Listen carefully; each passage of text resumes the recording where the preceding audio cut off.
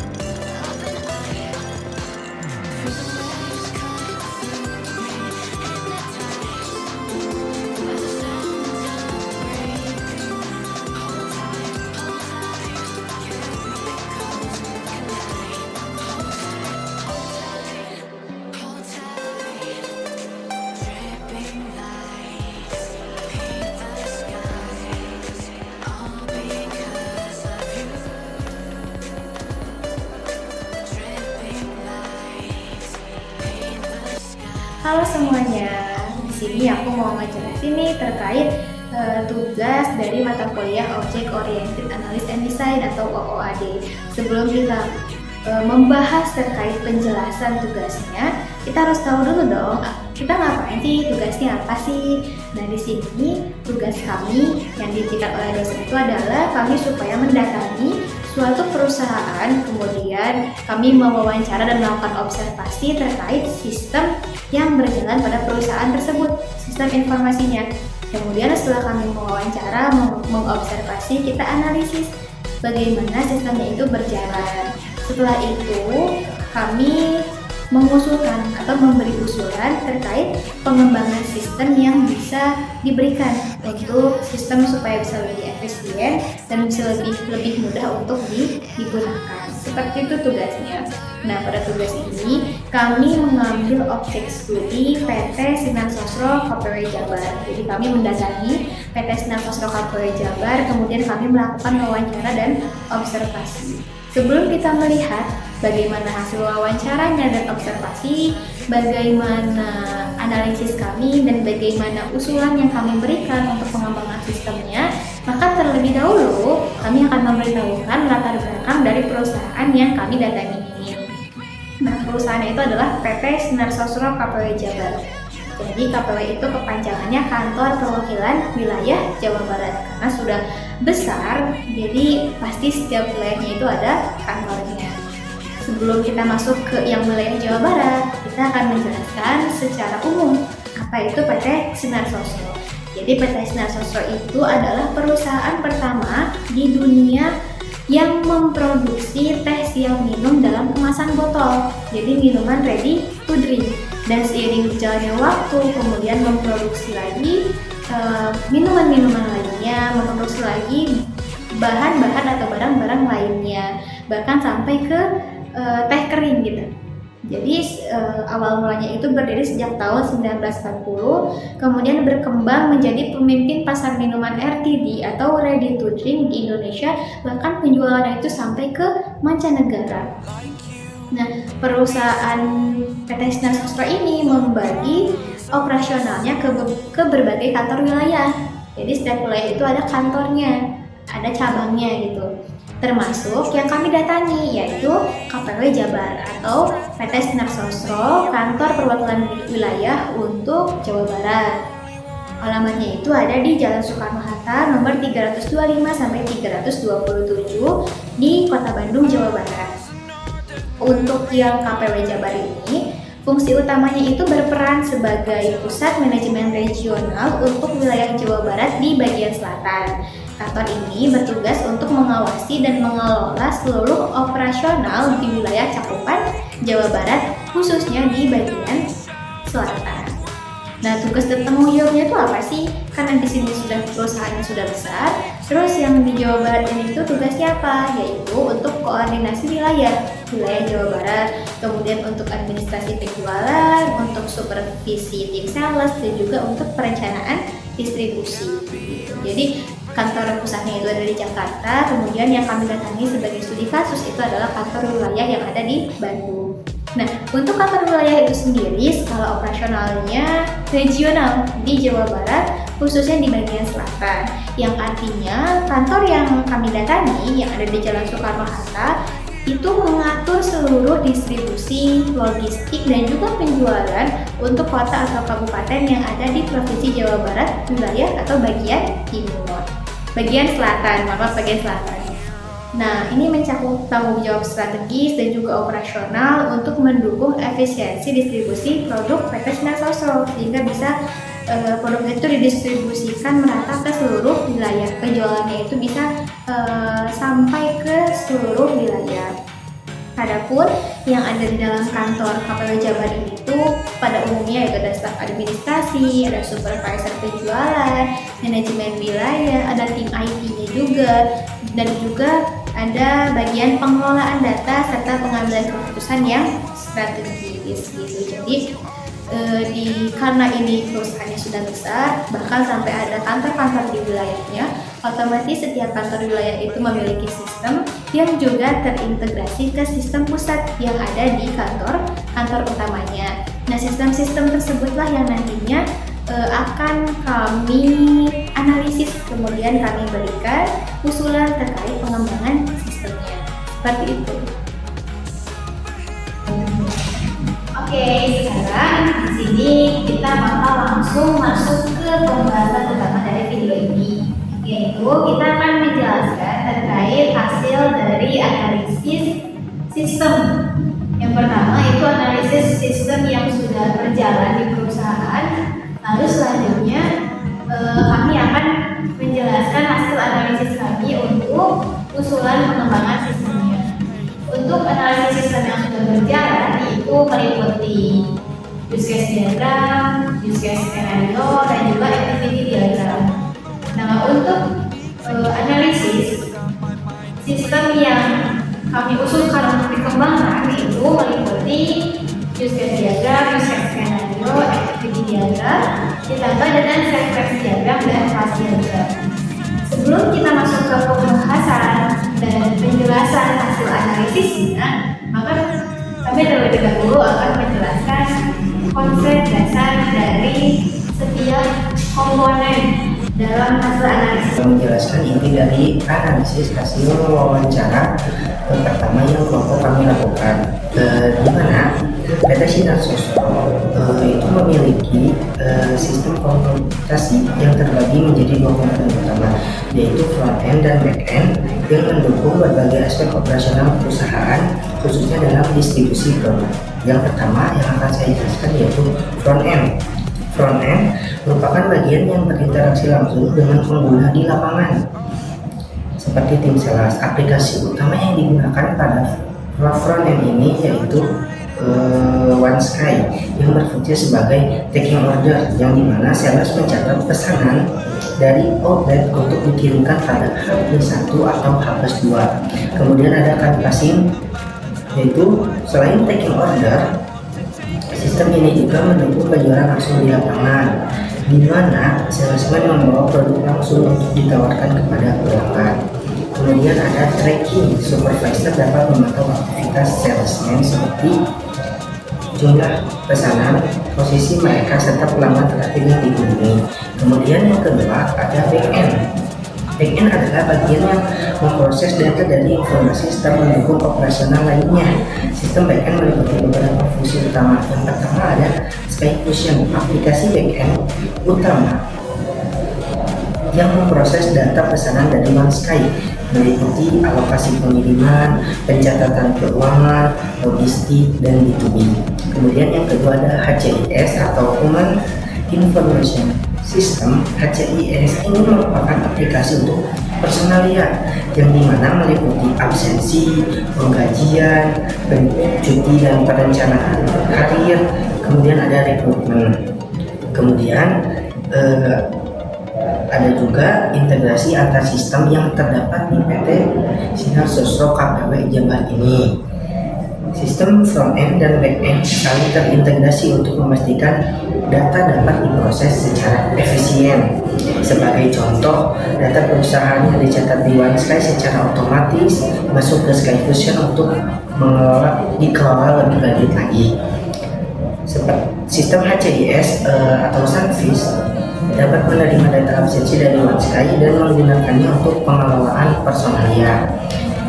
Integrasi ini mendukung otomatis proses dan mengurangi potensi kesalahan manusia. Bahkan sistem rekrutmen yang baru dirancang juga telah diintegrasikan dengan sistem personalia lainnya. Selain itu, ada juga keamanan data dan sistem terpusat. Data perusahaan dikelola secara terpusat di kantor pusat yang berada di Jakarta. Sebelumnya server lokal digunakan masing-masing di kantor cabang, namun kini semuanya diolah secara online melalui server pusat. Pendekatan ini bertujuan untuk meningkatkan keamanan, mengurangi risiko fraud, dan memastikan kontinuitas data dengan mekanisme backup yang baik. Kemudian ada juga penggunaan teknologi modern. PT Sinar Sosro mengembangkan sebagian besar aplikasinya secara in-house, seperti OneSky dan SkyFusion. Namun beberapa sistem seperti HCIS Sunfish menggunakan aplikasi pihak ketiga yang diintegrasikan dengan sistem internal perusahaan. Pendekatan ini dipilih karena keterbatasan sumber daya manusia di tim programmer internal serta kebutuhan akan fitur-fitur tertentu yang kompleks.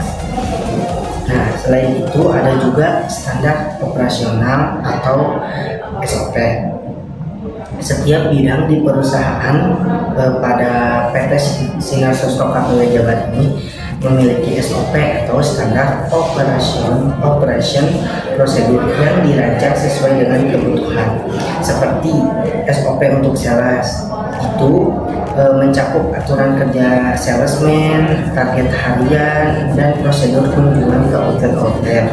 Kemudian ada SOP untuk logistik, yang dimana SOP ini meliputi pengelolaan inventory dan pengiriman barang. Kemudian ada juga SOP untuk personalia, mencakup pengelolaan absensi, penggajian, dan rekrutmen. SOP ini mendukung pelaksanaan operasional perusahaan yang terstruktur dan konsisten. Kemudian ada juga tantangan dan pengembangan sistem. Meskipun mayoritas sistem telah otomatis sekitar 90%, tetapi di PT Sinar Sosro KPW Jabar ini juga masih ada proses manual yang perlu diselesaikan. Sistem di PT Sinar Sosro terus dikembangkan, terutama di sisi back-end untuk mendukung efisiensi yang lebih baik. Salah satu tantangan dalam pengembangan sistem adalah kebutuhan untuk mengintegrasikan aplikasi baru dengan sistem yang sudah ada tanpa mengganggu operasional. Nah, di sini saya akan menjelaskan terkait analisis hasil wawancara yang kedua. Nah, jadi untuk yang kedua itu kami melakukan wawancara ke PT Sinar Sosro KPW Jabar pada tanggal 24 Juni 2025. Nah, dari hasil wawancara itu apa aja sih yang kita dapat setelah kami melakukan wawancara dan observasi? Kami kemudian menganalisis dari wawancara tersebut. Jadi yang pertama itu kami mencari info lebih lanjut terkait sistem OneSky, fungsinya seperti apa, alur dan penerapannya bagaimana. Ya, jadi sistem OneSky itu sistem yang dipakai untuk di kantor wilayah. Kemudian nanti terintegrasi ke sistem pusat yang namanya SkyFusion. Nah, untuk fungsi utama dari OneSky sendiri meliputi yang pertama ada pencatatan taking order oleh sales, eksekusi dan pencatatan call plan harian, terus pemantauan performa penjualan melalui scorecard, pelaporan pengeluaran harian, pencatatan kehadiran atau presensi, dan juga pelacakan kunjungan dan aktivitas outlet. Nah, jadi meski pesanannya itu dicatat di OneSky, nanti fakturnya itu tetap dibuat oleh tim administrasi yang terintegrasi ke SkyFusion sebagai back office-nya. Jadi OneSky itu untuk front office, untuk di luarnya, untuk ke eksternal, kemudian untuk internalnya itu ada di SkyFusion di back end. Jadi sistemnya itu belum sepenuhnya end to end, jadi masih membutuhkan integrasi proses gitu. Jadi ketika pemesanan melalui OneSky, tapi untuk pembuatan fakturnya itu nanti melalui proses di SkyFusion. Lalu juga kami mencari tahu lebih lanjut bagaimana prosedur dari taking order dan bagaimana sistem OneSky di bagian taking order ini terintegrasi ke SkyFusion. Jadi secara garis besar taking order itu alurnya pertama, sales itu mencatat pesanan di aplikasi OneSky, aplikasi yang ada di kantor wilayah, yang dipakai di kantor wilayah. Kemudian nanti pesanan itu masuk ke SkyFusion di sistem yang ada di pusat untuk proses pembuatan faktur. Nah, kemudian nanti admin memverifikasi dan mencetak faktur. Lalu setelah faktur dicetak dan diberikan kepada gudang atau inventory, nanti tim gudang atau tim inventory itu memproses pengeluaran barang berdasarkan faktur yang dibuat. Nah, setelah barang dikeluarkan, barulah itu dikirim ke pemesan gitu, ke outlet yang memesan. Jadi nanti taking order ini itu ada integrasi antara sistem yang di front office yaitu OneSky ke sistem yang ada di back office yang dari pusat yaitu SkyFusion. Itu untuk proses taking order. Lalu ada sistem call plan dan juga evaluasi kunjungan. Nah, call plan itu fitur yang digunakan untuk efektivitas aktivitas kunjungan sales. Jadi sales itu datang ke suatu outlet ketika memang sudah ada plan, disebutnya plan call. Oh, misalnya harus datang ke outlet A di setiap hari Senin untuk mengirimkan beberapa produk, itu namanya call plan. Tujuannya itu untuk efektivitas kunjungan sales dan juga nanti ada evaluasi kunjungan. Jadi nanti sistemnya itu mencatat kemudian mengklasifikasikan si kunjungannya sesuai rencana atau apakah sesuai rencana atau di luar rencana atau mungkin tidak dilakukan, yang harusnya datang ke outlet A tapi tidak dilakukan padahal sudah masuk ke dalam plan. Nah itu nanti ada sistem call plan dan evaluasi kunjungan. Nah kemudian kami juga mencari tahu terkait pengelolaan inventaris dan sistem canvassing. Jadi dalam sistem canvas itu sales membawa barang langsung, terus proses permintaan barang di gudang dilakukan melalui OneSky, kemudian diteruskan ke SkyFusion. Jadi kalau untuk canvassing itu, sales itu mengambil barang melalui aplikasi OneSky, nanti terintegrasi ke SkyFusion. Setelah mengajukan pengambilan barang, baru ngambillah barang ke gudang atau ke inventory. Setelah itu baru nanti dijualkan atau dipasarkan ke outlet. Nah, ada kalanya barang itu habis, ada kalanya barang itu tersisa. Ketika barang itu habis, maka ya sudah, nanti semua faktur. Nah, selanjutnya hasil analisis wawancara ketiga, yang dimana kami sudah tidak lagi menanyakan tentang kebutuhan pengguna, tetapi kami menunjukkan hasil rancangan sistem yang telah kami buat. Tujuannya untuk apa? Tujuannya untuk memberikan pendapat dan respon dari narasumber. Nah, untuk pendapat dan respon dari narasumber yang kami tanyakan, kata mereka sudah cukup sangat baik. Nah, tetapi narasumber mengatakan seperti ini agar pengembangan sistem yang kita buat lebih efektif dan lebih simpel. Yang pertama, menambah tampilan lebih efisien dan efektif agar mudah digunakan. Lalu penambahan fitur pengguna seperti piutang. Nah, dari situ kami telah simpulkan bahwa pengembangan yang telah akan kami buat itu menyempurnakan rancangan sistem yang telah kami buat dan akan dikembangkan lebih lanjut. Selanjutnya, di sini saya akan menjelaskan mengenai use case diagram yang terdapat di PT Sinar Sosro KPW Jabar ini. Nah, yang pertama untuk sistem yang ada di PT Sinar Sosro KPW Jabar ini, yang pertama itu ada sistem distribusi, di mana di sini saya akan menjelaskan mengenai use case diagram sistem distribusi. Nah, pada sistem distribusi ini di PT Sinar Sosro KPW Jabar ini terdapat 6 main case, yaitu ada kelola order, kelola penjualan atau sales, kelola pengiriman, kelola inventory, kemudian ada cek status pembayaran, dan ada kelola manajemen dan sistem. Nah, yang pertama yang akan saya jelaskan yaitu kelola order, di mana di kelola order ini terdapat include, yaitu taking order dan verifikasi order, yang dimana pada verifikasi order ini juga terdapat extend, yaitu otorisasi kredit. Bisa dilihat pada gambar di atas. Kemudian untuk aktor yang terhubung ke kelola order ini yaitu ada salesman dan admin keuangan. Kemudian untuk main case yang kedua yaitu ada kelola penjualan atau sales, yang dimana terdapat 2 include, yaitu ada canvassing produk dan memantau aktivitas sales. Untuk aktor yang terhubung ke kelola penjualan atau sales ini yaitu ada salesman dan supervisor. Dan untuk tadi ke kelola order pun ada supervisor untuk aktornya.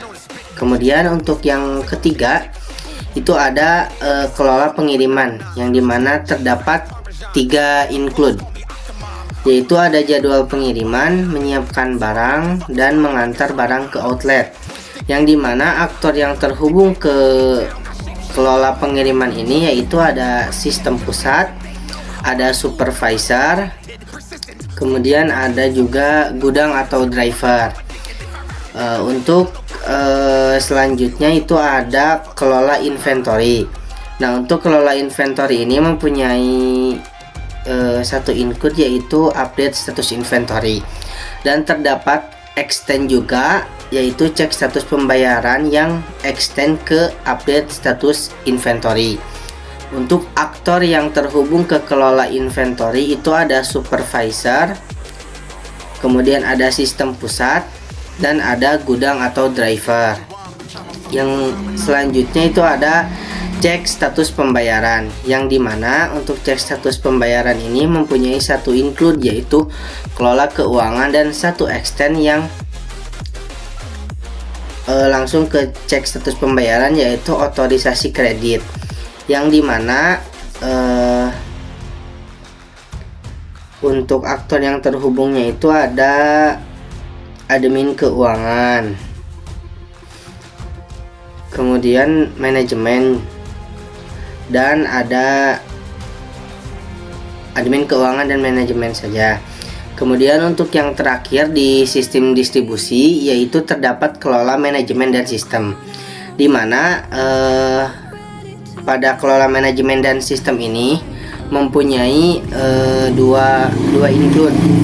Yang pertama itu ada memantau aktivitas sales, dan ada mengakses laporan dari sistem pusat. Nah, ini untuk aktor yang terhubungnya itu ada manajemen dan sistem pusat.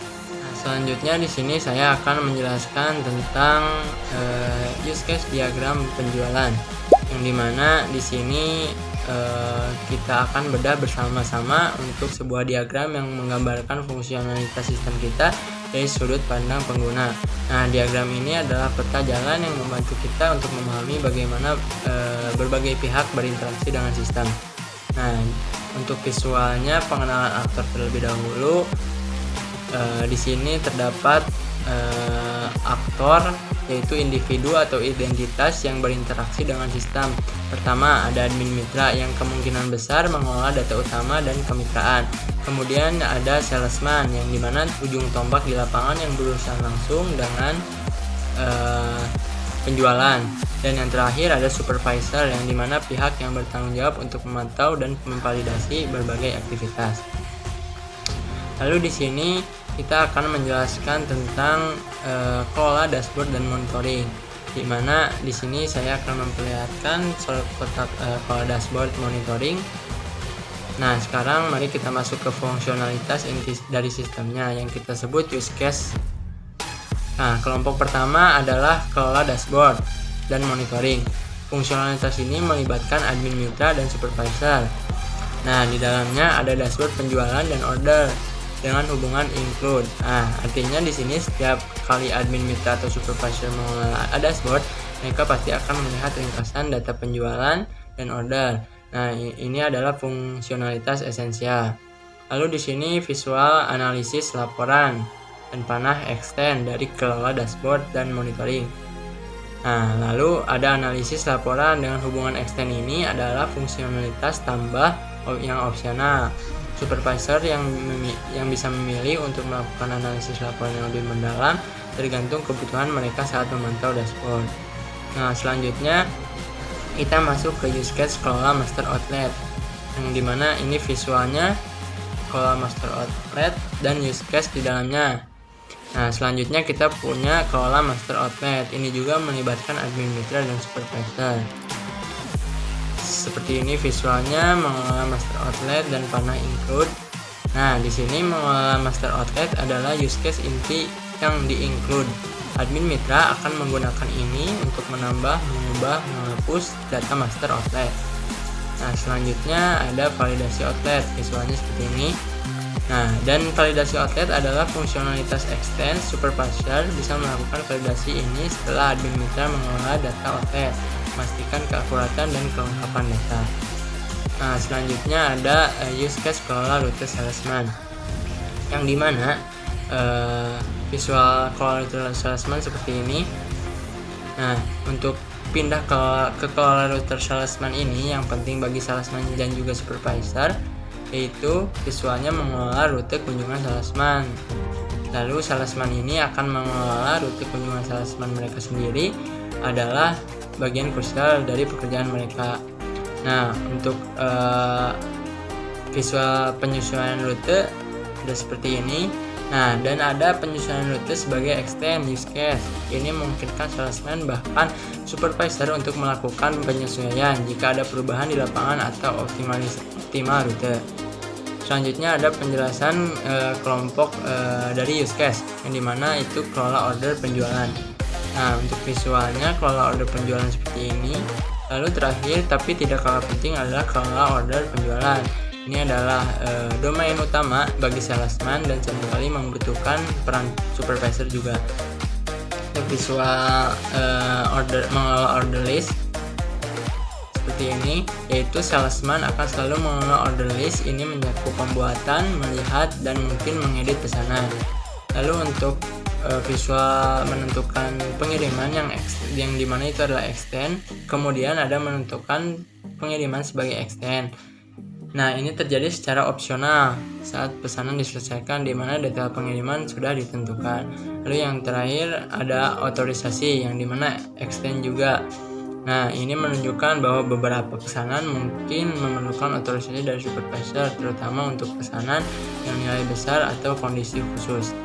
Di sini selanjutnya saya akan menjelaskan untuk use case diagram sistem inventory. Jadi seperti yang bisa kita lihat pada use case diagram kelola inventory, aktor yang terlibat itu yang pertama ada admin mitra, ada supervisor, dan juga ada staff gudang. Untuk admin mitra ini dia memiliki wewenang penuh untuk mengelola inventaris, kemudian dia juga dapat mencatat transaksi stok, melihat data stok, kemudian melakukan update stok. Lalu aktor yang terlibat kedua itu ada supervisor, di mana supervisor itu mengakses dan memantau aktivitas pengelolaan stok, terutama untuk melihat data stok dan juga memastikan ketersediaan barang. Lalu aktor yang terlibat yang ketiga adalah staf gudang, di mana staf gudang ini berperan langsung dalam pencatatan dan pembaruan stok fisik di gudang. Biasanya itu untuk staf gudang ini membantu dalam proses operasional harian. Nah, untuk use case utamanya pada kelola inventory ini jadi si kelola inventory ini tuh merupakan fungsi inti dari sistem inventory. Nah, yang mencakup beberapa aktivitas lainnya, aktivitas pengelolaan data stok. Adapun untuk use case tambahannya seperti include dan extend, untuk include-nya sendiri itu ada mencatat transaksi stok. Proses memasukkan data transaksi stok barang masuk atau keluar ke dalam sistem. Nah, untuk relasi di include ini, setiap proses pengelolaan inventaris melibatkan pencatatan transaksi, jadi makanya ada include mencatat transaksi stok. Nah, aktor yang terkaitnya itu adalah admin mitra dan staf gudang. Lalu include yang kedua itu di bagian melihat data stok. Jadi di-include oleh kelola inventory pada semua aktor, karena kegiatan pengelolaan inventaris ini memerlukan akses informasi stok. Jadi membutuhkan bantuan dari seluruh aktor gitu. Jadi admin mitra, supervisor maupun staf gudang itu masuk ke use case tambahan include melihat data stok. Nah, untuk extendnya yaitu di bagian update stok. Extend dari kelola inventory karena tidak selalu dilakukan saat pengelolaan, tapi bisa muncul sebagai tambahan jika memang perlu adanya update.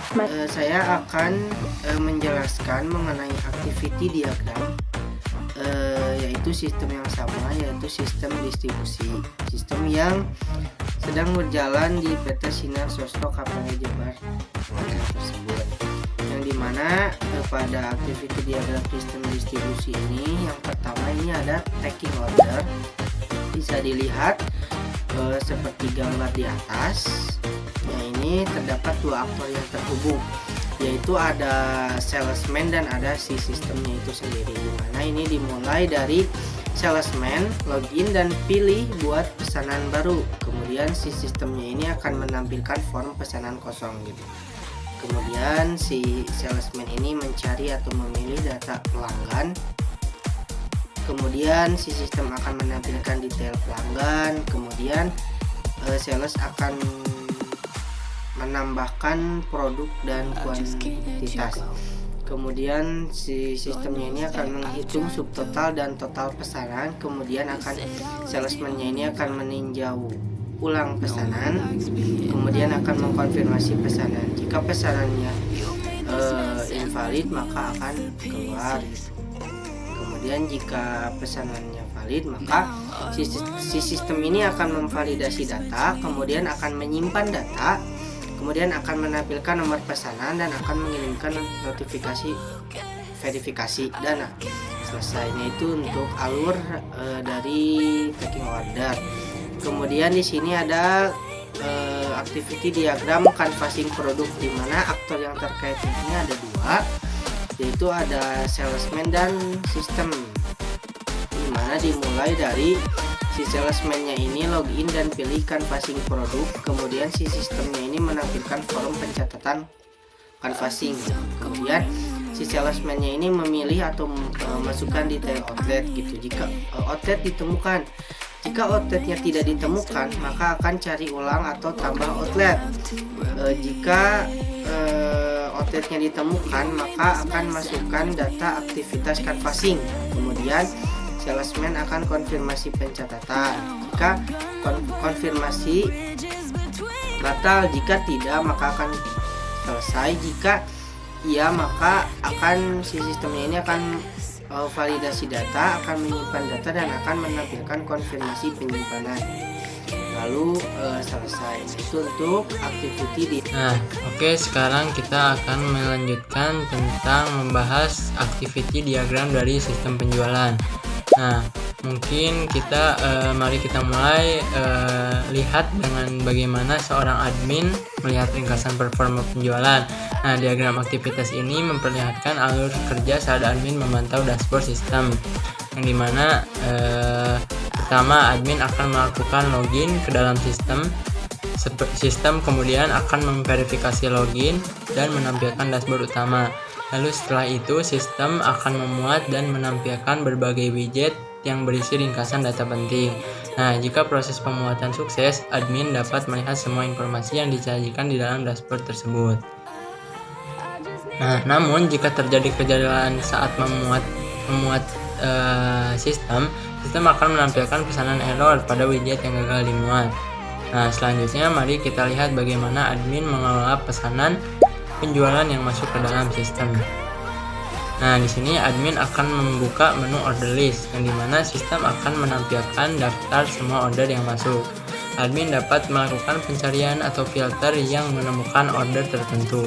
Nah, sistem akan menampilkan hasil filter, lalu setelah menemukan order yang relevan, admin akan memilih order dari daftar untuk melihat detailnya. Nah, untuk yang terakhir, admin akan mengklik proses faktur untuk membuat faktur. Nah, apabila order tidak ditemukan setelah pencarian, sistem akan menampilkan pesanan order tidak ditemukan. Nah, selanjutnya di sini adalah tampilan activity diagram membuat faktur. Untuk yang sebelumnya ini adalah activity diagram melihat dashboard. Di sini kita membahas tentang membuat faktur, yang dimana setelah order dipilih, proses dilanjutkan dengan membuat faktur, yang dimana admin akan memulai proses pembuatan faktur ke proses faktur, lalu sistem akan menampilkan konfirmasi dan memvalidasi data order. Nah, jika validasi sukses, sistem akan mengecek hasil validasi, menyimpan data, dan menampilkan hasilnya.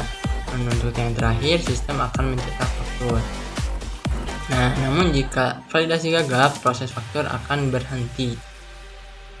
Activity diagram untuk sistem inventory. Pada sistem inventory ini, yang pertama adalah mengelola transaksi stok, di mana admin itu membuka menu pencatatan stok pada sistem, lalu admin mengklik tombol transaksi untuk memulai proses. Nah, nanti saat itu sistem akan meminta admin untuk memilih jenis transaksi, lalu admin memasukkan detail barang yang akan diproses dan disimpan. Lalu nanti sistem itu akan melakukan validasi data. Nanti jika datanya valid, data transaksi akan disimpan dan sistem itu akan menampilkan pesan transaksi berhasil disimpan. Tapi jika tidak valid datanya, maka sistem itu akan mengembalikan admin ke halaman sebelumnya untuk memperbaiki data. Lalu yang kedua adalah activity diagram untuk memilih jenis transaksi, yaitu proses itu dimulai ketika admin memilih use case mengelola transaksi. Nah, nanti sistem akan menampilkan daftar jenis transaksi yang tersedia, lalu nanti sistem akan melakukan pengecekan. Jika daftar transaksinya itu berhasil dimuat, maka admin itu akan melihat 3 jenis pilihan transaksi. Tapi jika gagal dimuat, maka sistem akan menampilkan pesan error gitu ya, yaitu gagal memuat transaksi. Nah, nanti ketika pilihan jenis transaksi itu admin bisa melihatnya, maka admin memilih salah satu jenis transaksi sesuai kebutuhan.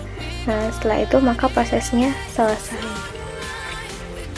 Nah, selanjutnya activity diagram laporan stok.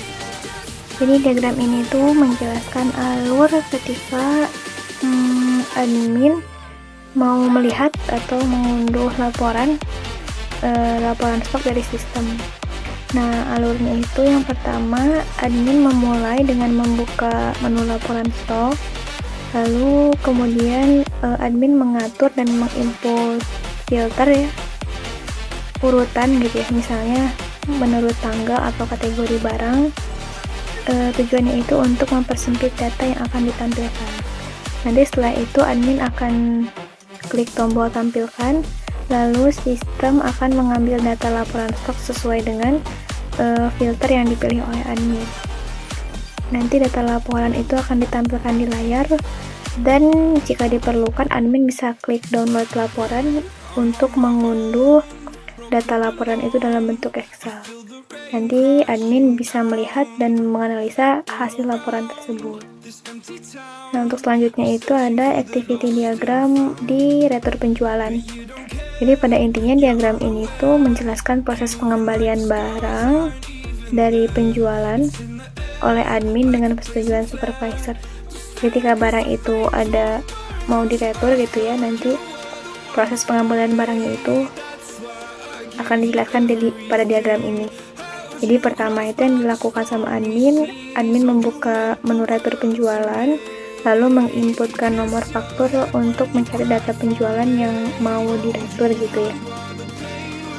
Lalu sistem itu akan mencari faktur penjualan yang asli dan memvalidasi barang yang ada di faktur tersebut. Nah, nanti kemudian admin memilih barang yang akan diretur, jumlahnya, alasan returnya, lalu nanti diklik proses retur.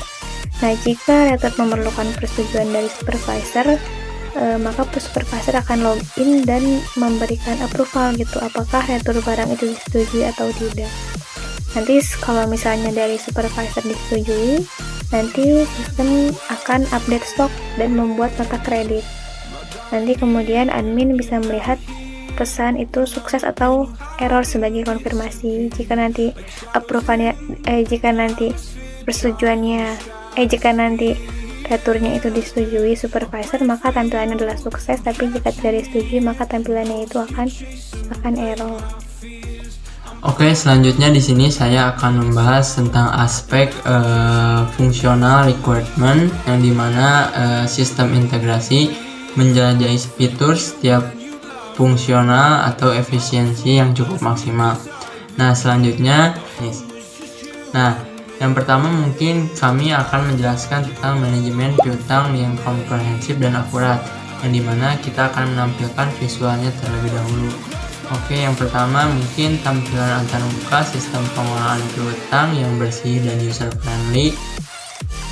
Lalu untuk demonstrasi tampilan piutang yang belum lunas dengan detail nomor, invoice, nama pelanggan, tanggal jatuh tempo, dan jumlah. Lalu penggunaan fitur filter piutang berdasarkan kriteria, yang dimana aging atau usia piutang, salesman atau rentang tanggal tertentu. Lalu untuk tersebut misalkan ada visualisasi laporan tabel, yang dimana aging piutang dengan detail angka. Nah, sekarang kita mulai dengan salah satu area yang paling krusial bagi admin keuangan dan admin mitra, di mana pengelolaan piutang yang akurat dan efisiensi Sistem kami didesain untuk melacak pembayaran dan mengetahui piutang jatuh tempo dengan presisi yang cukup sangat tinggi. Nah, pertama, sistem ini menyediakan tampilan daftar piutang yang belum lunas. Nah, setiap entry dilengkapi detail esensial seperti nomor invoice, nama pelanggan, tanggal jatuh tempo, dan jumlah piutang yang memastikan visibilitas penuh terhadap status keuangan. Nah, untuk membantu proses penagihan yang lebih cepat dan bertarget, sistem memungkinkan kami sebagai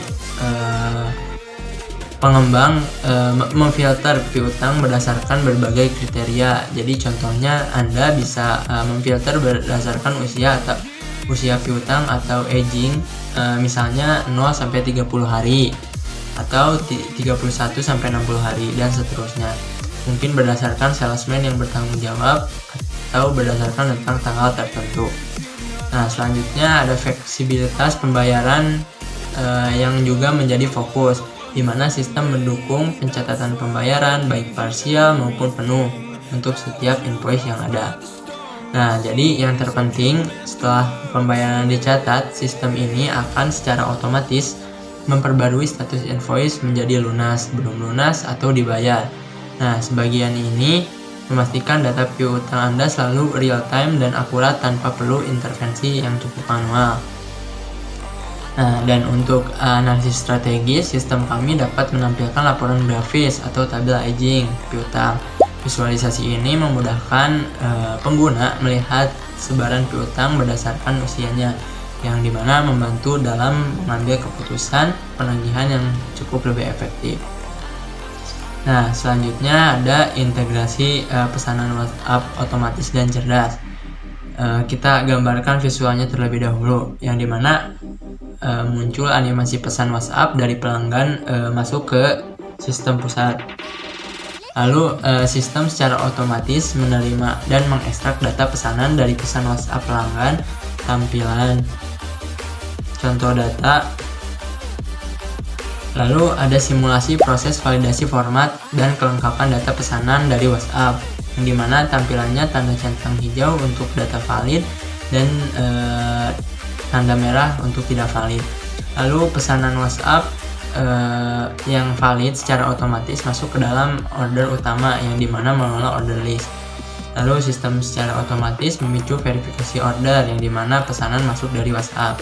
Dan yang terakhir, notifikasi otomatis dikirim ke admin mitra jika ada pesanan WhatsApp yang membutuhkan peninjauan manual. Nah, selanjutnya mari kita bahas untuk sebuah inovasi yang dirancang untuk meminimalkan input manual dan menjaga konsistensi data. Jadi integrasi pesanan yang masuk melalui WhatsApp. Nah, selanjutnya sebagai sistem pusat, sistem kami memiliki kemampuan untuk secara otomatis menerima dan mengekstrak data pesanan langsung dari pesan WhatsApp pelanggan. Nah, tidak hanya menerima sistem juga, kami akan memvalidasi format dan kelengkapan data pesanan yang masuk dari WhatsApp. Fungsional requirement atau kebutuhan non-fungsional pada usulan pengembangan sistem, yaitu sistem piutang. Nah, yang pertama itu quality attribute-nya itu reliability. Untuk definisi kebutuhannya, yaitu sistem harus dapat beroperasi tanpa kegagalan atau downtime lebih dari 0,5% dalam sebulan. Nah, scope-nya itu sistem akan menggunakan server dengan uptime 99,5%, monitoring performa 24/7, dan memiliki mekanisme failover untuk komponen kritis. Lalu untuk quality attribute yang kedua itu ada usability, yang mana definisinya itu antar muka sistem harus intuitif dan mudah digunakan oleh seluruh aktor, baik oleh salesman, admin, gudang, ataupun driver dengan pelatihan minimal. Adapun scope-nya, aplikasi mobile WineSky dan WebSky Fusion akan didesain dengan UI UX yang konsisten, menggunakan icon dan alur yang jelas, serta menyediakan panduan penggunaan singkat. Lalu selanjutnya untuk quality attribute performance efficiency, definisinya itu sistem harus dapat memproses transaksi, Misalnya menyimpan order baru, memverifikasi order dalam waktu maksimal 3 detik.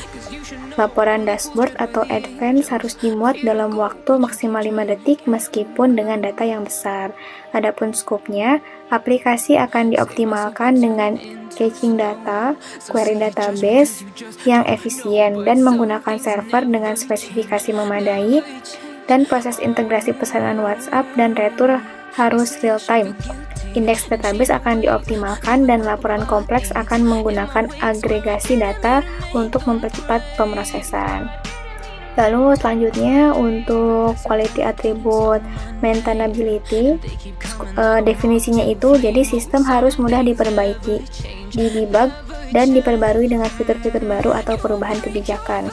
Untuk skopnya sendiri, kode program akan ditulis dengan standar clean code, didokumentasikan dengan baik dan menggunakan arsitektur modular yang memungkinkan modifikasi bagian-bagian tertentu tanpa mempengaruhi keseluruhan sistemnya. Seperti itu. Lalu untuk quality attribute yang selanjutnya itu ada portability. Definisinya itu, sistem harus dapat diakses dari berbagai perangkat, baik itu perangkat smartphone salesman, desktop admin, dan juga diakses melalui berbagai browser modern. Untuk skopnya itu, aplikasi akan dibangun sebagai aplikasi web yang responsif dan mobile hybrid gitu ya, jika memang relevan, kompatibel dengan OS Android ataupun iOS terbaru dan browser yang populer. Lalu untuk quality attribute selanjutnya itu ada security. Untuk di bagian security ini, data sensitif seperti informasi pelanggan, transaksi keuangan, data master outlet, itu harus dilindungi dari akses tidak sah dan kebocoran. Untuk skopnya sendiri, sistem akan menerapkan autentikasi multifaktor atau MFA jika diperlukan, otorisasi berbasis peran, jadi role based access control, enkripsi data saat transit dengan menggunakan SSL atau TSL, dan juga saat disimpan, serta audit trail untuk sistem akses dan perubahan data. Dan backup itu juga akan dilakukan secara teratur. Lalu untuk quality attribute selanjutnya itu adalah integrity. Integritas data harus terjaga di seluruh sistem, memastikan konsistensi dan akurasi data antar modul, baik dalam OneSky ataupun SkyFusion. Skopnya itu, sistem akan menggunakan validasi data input yang ketat, constraint database, unique, foreign key, dan mekanisme sinkronisasi data real-time antara OneSky dan SkyFusion untuk meminimalkan inkonsistensi. Lalu selanjutnya itu quality attribute-nya availability, yaitu sistem harus tersedia dan berfungsi normal setidaknya 99% dari waktu operasional. Untuk skopnya sendiri, sistem akan dideploy pada infrastruktur cloud yang andal dengan redundansi server, monitoring, performa, serta secara terus-menerus, dan rencana pemulihan bencana disaster recovery plan. Diagram sistem pengembangan atau sistem yang kelompok kami usulkan. Nah, di sini terdapat 4 main case, yaitu ada kelola retur barang dan klaim, kemudian ada kelola integrasi pesanan WhatsApp, kemudian ada kelola dashboard penjualan dan order, dan yang terakhir ada kelola kunjungan dan aktivitas outlet. Nah, yang pertama untuk kelola retur barang dan klaim ini mempunyai include, yaitu kelola update, yang dimana aktor yang terhubung ke kelola retur barang dan klaim ini yaitu ada gudang driver, admin keuangan, staf gudang, salesman, dan ada supervisor. Dan mempunyai extend juga yaitu kelola retur. Kemudian untuk yang kedua yaitu ada kelola integrasi pesanan WhatsApp, di mana aktor yang terhubung ke main case ini yaitu ada admin keuangan, ada salesman, ada supervisor, dan ada sistem pusatnya itu sendiri. Kemudian yang ketiga itu ada kelola dashboard, penjualan, dan order, yang dimana untuk main case ini mempunyai include yaitu kelola faktur lapangan. Nah, ini untuk aktor yang terhubung ke kelola dashboard penjualan dan order ini yaitu ada supervisor, ada admin keuangan, dan ada manajemen, dan ada salesman. Nah, untuk yang terakhir yaitu ada kelola kunjungan dan aktivitas outlet, yang dimana pada Maincast ini mempunyai satu include, yaitu kelola data outlet dan kelola canvassing yang extend langsung ke Maincast-nya itu sendiri, yaitu ke kelola kunjungan dan aktivitas order. Nah, untuk aktor yang terhubung ke Maincast tersebut, ya Maincast kelola kunjungan dan aktivitas outlet, itu ada manajemen dan ada supervisor. Nah, itu untuk sistem pengembangan atau sistem usulan ini, yang dimana yang pertama yang akan saya jelaskan yaitu mengenai activity diagram untuk mengelola piutang. Nah, untuk di mengelola piutang ini terdapat dua aktor yang terhubung, yaitu ada admin keuangan dan si sistem itu sendiri gitu, yang dimana dimulai dari alurnya itu bisa dilihat pada gambar di atas, yang dimana dimulai dari admin keuangan tersebut login dan pilih modul gitu mengelola piutang. Kemudian si sistem menampilkan daftar piutang atau belum lunas. Kemudian terapkan filter pencarian. Kemudian si sistem akan menampilkan hasil piutang yang sesuai. Kemudian pada admin keuangan dia memilih invoice untuk dilihat detailnya. Kemudian si sistemnya ini menampilkan data invoice dan riwayat pembayaran. Lalu si admin keuangan ini mencatat pembayaran masuk gitu jika ada. Nah, lalu si sistem memvalidasi data pembayaran tadi. Jika datanya tidak valid, maka sistem akan menampilkan error dan akan kembali ke validasi data pembayaran. Jika datanya valid, maka si sistem ini akan menyimpan data. Kemudian si sistem akan memperbarui status invoice, kemudian akan tampilkan konfirmasi berhasil dan akan mengirimkan notifikasi pembayaran selesai. Oke, sekarang di sini aku mau jelasin sequence diagram untuk usulan perbaikan sistem, yaitu untuk sistem piutang. Nah, untuk sequence diagram yang pertama yaitu untuk sistem piutang. Nah, di sini kan kita bisa lihat ya alur kerja dari sistem piutang. Prosesnya itu dimulai ketika user atau pengguna klik menu lihat daftar piutang. Nanti sistem kemudian akan mencatat pembayaran yang masuk, lalu nanti mengirimkan data tersebut ke piutang service. Kemudian diteruskan ke database untuk memperbarui status invoice-nya. Nah, nanti setelah invoice-nya terupdate, sistem akan mengirimkan notifikasi bahwa pembayarannya itu berhasil. Nanti selanjutnya, pengguna dapat menerapkan filter untuk menyesuaikan data piutang yang ingin dilihat. Filter ini dikirim ke piutang service dan database nanti akan mencari data sesuai dengan permintaan. Nah, nanti kemudian data piutang yang sudah difilter dikirim kembali ke sistem. Dan akhirnya pengguna itu bisa lihat grafik aging piutang. Nanti grafik itu menunjukkan menunjukkan lamanya piutang tersebut belum terbayar. Jadi alurnya itu kalau secara simpelnya itu mulai dari lihat piutang, terus mencatat pembayaran, memfilter data, nanti sampai menampilkan informasi dalam bentuk grafik. Itu untuk sequence diagram sistem piutang. Selanjutnya yaitu sequence diagram untuk kelola integrasi WhatsApp. Nah, diagram ini menjelaskan bagaimana proses integrasi WhatsApp digunakan untuk mengelola pesanan ataupun retur pesanan. Jadi kan sebelumnya kalau untuk retur pesanan itu masih secara manual. harus admin yang input atau bahkan tektoknya itu masih lewat WhatsApp. Nah ini tuh usulannya adalah dibuat integrasi dengan WhatsApp gitu untuk mengelola retur pesanannya. Alurnya itu jadi pertama pelanggan itu mengirim pesan WhatsApp berisi data pesanan. Nanti sistem pusat itu mengekstrak kemudian memvalidasi gitu ya, memvalidasi data tersebut. Jika datanya tidak valid gitu ya, tidak diterima, maka order list akan mengirimkan notifikasi otomatis ke pelanggan untuk memberitahu bahwa datanya itu tidak valid.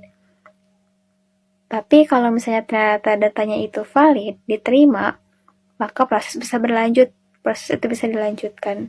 Jadi nanti pelanggan atau pihak gudang atau di sini tuh bisa juga driver ya, nanti mengajukan retur dengan cara mengunggah bukti returnya. Nanti sistem akan secara otomatis memperbarui status retur dan nanti memproses persetujuan secara otomatis jika memang syaratnya terpenuhi. Setelah returnya disetujui, nanti proses pengembalian data retur ke sistem utama, lalu nanti memastikan juga bahwa bukti retur tersimpan dengan baik. Seperti itu. Lalu tadi untuk sequence diagram ini ya, kelola integrasi WhatsApp. Sekarang sequence diagram untuk melengkapi data outlet. Jadi proses ini dimulainya ketika aktornya itu login ke dalam sistem. Nah nanti sistem validasi nih kredensi. Selanjutnya kita fokus pada bagian order dan transaksi, yang dimana kita melangkah ke jantung operasional bisnis. Disinilah seluruh siklus penjualan dan komunikasi utama berlangsung. Oke, kita mulai dengan WhatsApp integration. Nah, di era digital ini komunikasi yang cepat adalah kunci dari segalanya. Nah, kelas ini adalah jembatan kita dengan dunia luar melalui WhatsApp. Nah, sistem yang kita buat ini dapat secara otomatis mengirim pesan notifikasi kepada pelanggan. Nah, misalnya konfirmasi pesanan, pembaruan status pengiriman, dan juga memvalidasi pesan yang masuk, memungkinkan untuk pertanyaan atau konfirmasi. Nah, inti dari segalanya adalah kelas pesanan.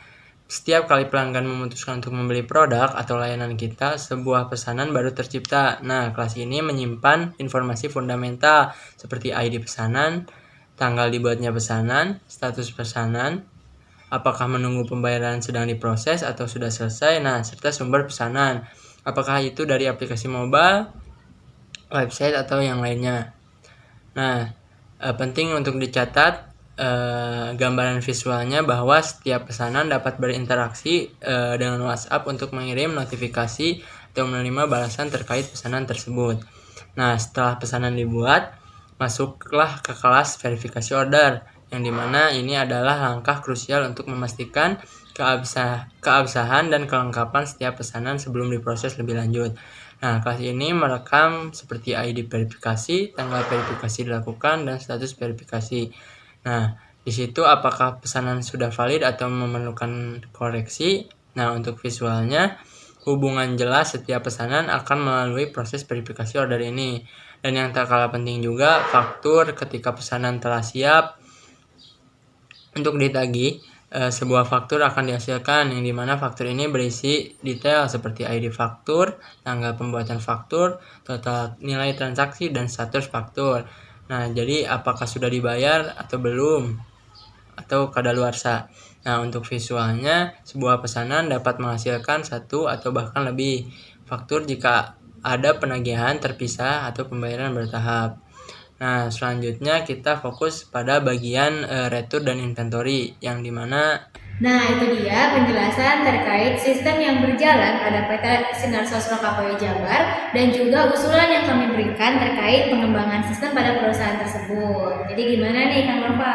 dari hasil kunjungan wawancara observasi di lapangan kemarin, bisa disimpulkan oleh kita bahwa PT Sinar Sosro KPW Jabar ini sudah melakukan operasional penjualan, distribusi, inventory dengan cukup baik. Gimana? Seru kan? Terima kasih sudah menonton video kami sampai akhir. Sampai jumpa. Bye bye.